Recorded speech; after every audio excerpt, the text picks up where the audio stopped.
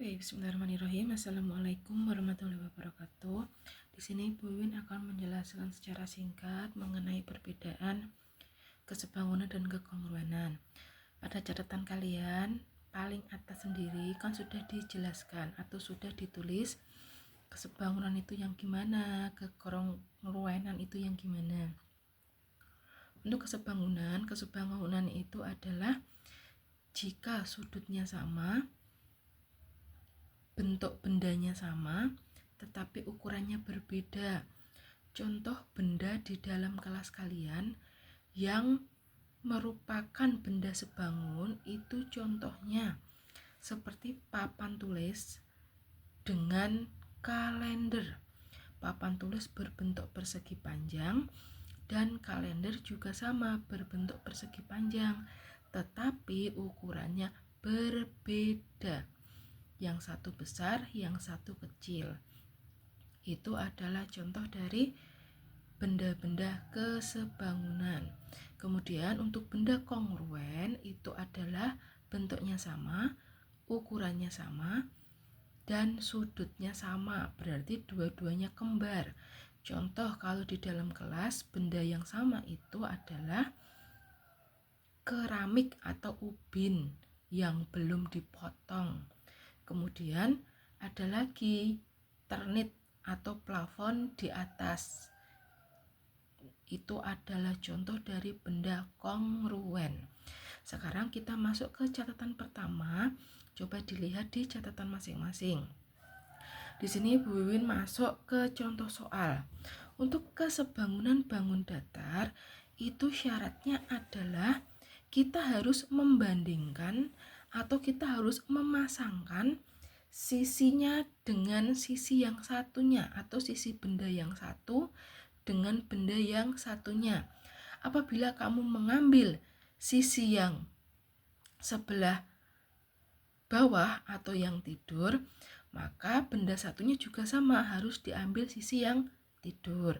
Kemudian apabila diambil sisi yang bagian miring, maka benda satunya juga sama, diambil sisi yang bagian miring.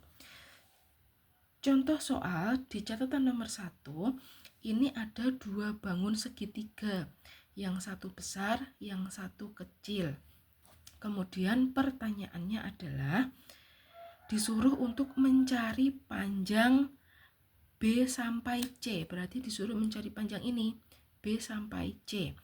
Secara sekilas, ini kalian bisa menjawab kalau panjang B sampai C itu adalah 10. Tetapi karena ini masuk ke materi kesebangunan bangun datar, berarti harus menggunakan cara dengan materi kesebangunan. Oke, cara yang pertama itu adalah kalian harus membandingkan pasangan sisinya. Oke, di sini Bu Wiwin sudah menulis ada segitiga besar, kemudian ada segitiga kecil. Contoh apabila pada segitiga besar Bu Wiwin ambil sisi AB, maka pada segitiga kecil yang diambil adalah sisi D sampai E karena sama-sama di bagian bawah. Kemudian jika segitiga besar Bu Wiwin ambil sisi B sampai C, sisi miringnya, maka segitiga kecil itu yang diambil adalah sisi yang miring juga, yaitu dari D sampai F. Satu lagi, jika segitiga besar Bu Wiwin ambil A sampai C, di sini A sampai C, maka segitiga yang besar yang diambil adalah sisi E sampai F.